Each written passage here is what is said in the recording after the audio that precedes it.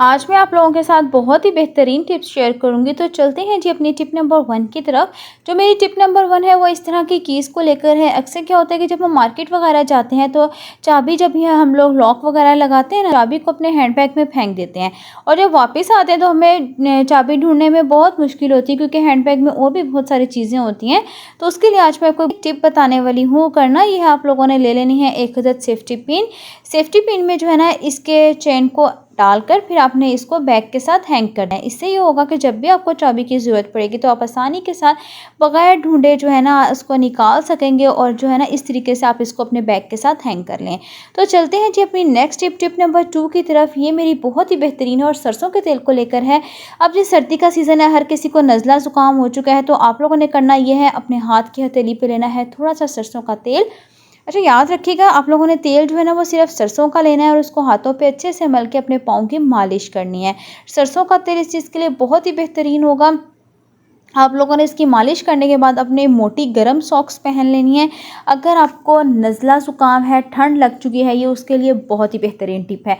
आप लोग पहले इसको ट्राई करना और फिर मुझे कमेंट बॉक्स में ज़रूर बताना कि ये टिप कैसी लगी थी आपको, ठीक है। ये बहुत इफेक्टिव टिप है। उसके बाद जब चलते हैं अब अपनी नेक्स्ट टिप नंबर 3 की तरफ। जो मेरी टिप नंबर 3 है वो सॉक्स को लेकर है। अक्सर न्यूबॉर्न बेबीज़ होते हैं, जब भी उनको सॉक्स वगैरह पहनाते हैं, या बड़े बच्चे भी होते हैं, तो उनको एक करंट सा लगता है, शॉक लगता है, जिसकी वजह से ना छोटे बच्चों को तो स्पेशली उससे एलर्जी हो जाती है। तो आज मैं उसके लिए एक बेहतरीन टिप शेयर करने वाली हूँ।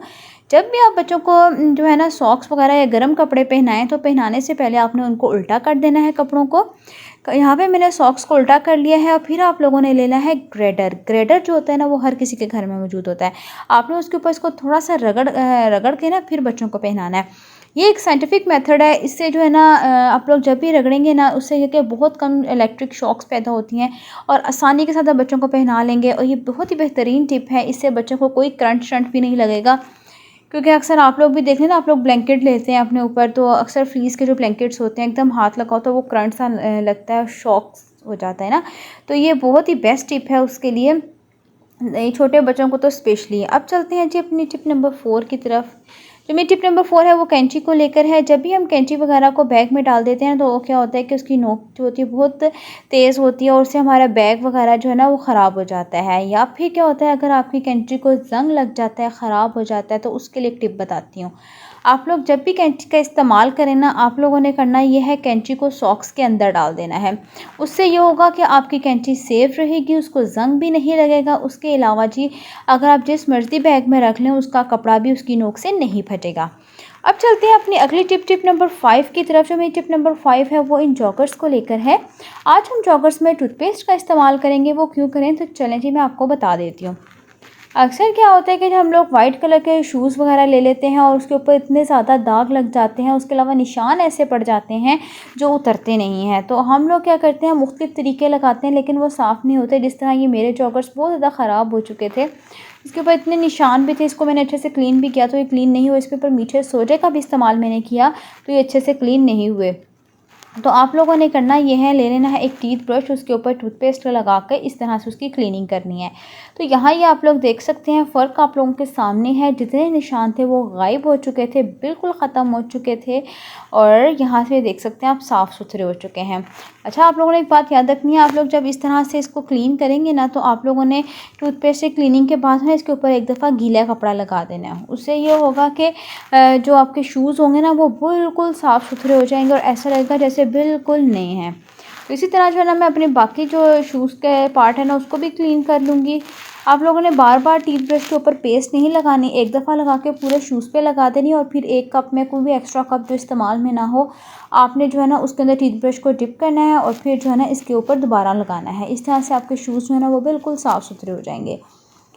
तो अब चलते हैं अपनी टिप नंबर 6 की तरफ। ये मेरी बहुत ही बेहतरीन टिप है। यहाँ पे जो हम प्लास्टिक की बॉटल से बना रहे हैं एक बहुत ही बेहतरीन ऑर्गेनाइज़र जो है ना हम बनाएंगे, आगे जाके बताती हूँ हम किस चीज़ का ऑर्गेनाइज़र बना रहे हैं। आप लोगों ने ले लेनी है 2 अदद प्लास्टिक की बॉटल्स और उसको कट कर लेना है। छुरी को गर्म करके फिर आपने इसकी कटिंग करनी है। तो यहाँ पे मैंने छुरी को गर्म कर लिया था और अब मैं इसकी कटिंग कर लूँगी। यहाँ पे 2 बोतलों की कटिंग करनी है। तो अब मैं आपको बताती हूँ कि मैं ऑर्गेनाइज़र क्या बना रही हूँ। हमारे घर में बेलन का इस्तेमाल होता है और जब भी हम बेलन का इस्तेमाल करते हैं ना तो हम उसको इस्तेमाल करके ऐसे साइड पे रख देते हैं और क्या होता है कि रात के टाइम स्पेशली उसके ऊपर कॉकरोचेस या छिपकलियाँ फेरी होती हैं और उसको हम अक्सर बगैर धोए इस्तेमाल कर लेते हैं। तो ये ऑर्गेनाइज़र उसके लिए है कि जब भी आप रोटी वगैरह पका लें ना तो फिर आप इसको इस तरह से इसके अंदर डाल के आप इसको अपने काउंटर टॉप पे रख सकते हैं। तो ये बहुत ही बेहतरीन टिप है, आप मेरी इस टिप को एक दफ़ा ज़रूर ट्राई करना। इसी तरीके से हम दूसरी बॉटल को कटिंग कर लेंगे। कटिंग करने के बाद हम इसको अंदर जो है ना वो डालकर बेलन को और दूसरी बॉटल को उसके ऊपर से कवर कर देंगे। इस तरह से आपका बेलन सेव हो जाएगा और फिर आप लोगों को मुश्किल भी नहीं होगी, ना ही आपको उसको बार बार वॉश करना पड़ेगा। चलते हैं जी अपनी अगली टिप नंबर 7 की तरफ। वो टिप मेरी पानी के बर्तन को लेकर है। तो यहाँ पे जी इसके अंदर मैंने थोड़ा सा पानी बॉईल किया था और पानी जो था ना मैं बॉईल करके इसको भूल चुकी थी और अंदर से भी सारी जो है ना मेरी जल गई और उसके बाद जो है ना बाहर से भी आप इसका हाल देख सकते हैं। अगर हम इसको क्लीन करेंगे ना तो मेरे हाथों पे आप लोगों के जो है ना फिंगर्स वो बहुत ज़्यादा ब्लैक हो जाएंगी। सबसे पहली बात जो है ना आपने इसको क्लीन करने के लिए हाथों पे जो है ना वो अच्छे से ग्लव पहन लेने हैं, क्योंकि जब आप इसको क्लीन करेंगे ना तो इसका जो ब्लैक उतरेगा वो आपके हाथों पे लग जाएगा और फिर आपके सारे हाथ भी ख़राब हो जाएंगे। ग्लव्स पहनने के बाद जी आप लोगों ने इसका बना लेना है, 1 चम्मच भर के लेना है मीठे सोडे का।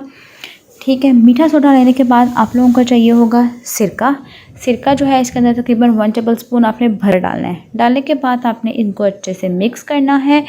मिक्स करने के बाद जी इसके अंदर आप लोगों ने कोई सी भी टूथपेस्ट जो आपके घर में इस्तेमाल होती है वो आप लोगों ने तकरीबन 1.5 बड़ा चम्मच भर के डालनी है। ठीक है, मैं ऐसे अंदाजे से डालूँगी, तकरीबन ये 1 से 1.5 चम्मच है। ठीक है, तो ये देख सकते हैं। अब आपने इसको बहुत अच्छे से मिक्स करना है। तो यहाँ पे मैं इसकी मिक्सिंग कर लेती हूँ बहुत अच्छी सी। तो इस तरह का पेस्ट जो है ना हमारे पास तैयार हो जाएगा। अब आपने करना ये है, कोई भी एक्स्ट्रा ब्रश ले लेना है और उस ब्रश की मदद से इस पेस्ट को इसके ऊपर अच्छे से लगाना है। इसको 20 मिनट के लिए छोड़ देना है फिर आप लोगों ने। ठीक है, ग्लव्स आप लोगों ने पहन के रखने हैं क्योंकि आप लोगों के हाथ सारे ख़राब हो जाएंगे। ये करने के बाद जी फिर आप लोगों ने इसको 20 मिनट के लिए छोड़ देना है। तो फिर आप लोगों ने कोई भी स्कॉच ब्राइट लेके ना फिर इसको रगड़ लेना है। तो यहाँ पे मैंने पेस्ट इसके ऊपर अच्छे से लगा दिया था। अब मैं जी इसको 20 मिनट के लिए छोड़ दूँगी। फिर इसके ऊपर अपने हल्के से हाथ से बस इसके ऊपर रगड़ा लगाना है। तो यहाँ पे मुझे 20 मिनट जो थे ना वो हो चुके थे। अब आपने कोई भी स्कॉच ब्राइट ले लेना है और साथ ही साथ जो है ना वो जाली ले लेनी है जो बर्तन धोने वाली होती है। उसके बाद आपने हल्के हाथ से जो है ना इसको रगड़ा लगाना है। जब आप इसको लगाएंगे ना एक दफ़ा रगड़ा तो आराम से जो है ना इसकी जितनी भी जो कालक होगी वो सारी उतर जाएगी, सारे दाग धब्बे उतर जाएंगे। तो ये देख सकते हैं आप इसका क्या हाल हो चुका है। ठीक है, तो अब यहाँ पे मैं आपको कपड़ा भी लगा के दिखा देती हूँ। तो ये देखें कितनी ज़्यादा इस पे से आसानी के साथ उतर चुकी है। फिर मैं आप लोगों को इसको अच्छे से पानी के साथ धो के फिर दिखाती हूँ। तो ये देखें, अब मैं इसको अच्छे से पानी से धो लेती हूँ, फिर मैं आप लोगों को दिखाती हूँ। तो ये देख सकते हैं आप लोग कितने अच्छे से ये क्लीन हो चुकी है। ये जो पेस्ट मैंने बनाया था ये बहुत ही इफ़ेक्टिव है। आप लोगों के घर कोई भी जला हुआ बर्तन है, अगर आप उसके ऊपर भी लगाएंगे ना तो वो फ़ौरन क्लीन हो जाएगा। तो इस टिप को मेरी ज़रूर ट्राई करना और अगर पसंद आए तो वीडियो को लाइक भी करना, शेयर भी करना और चैनल को भी सब्सक्राइब करना और बेल आइकन पर भी क्लिक कर लेगा ताकि मेरी हर आने वाली वीडियो आप लोगों तक बआसानी पहुँच सके।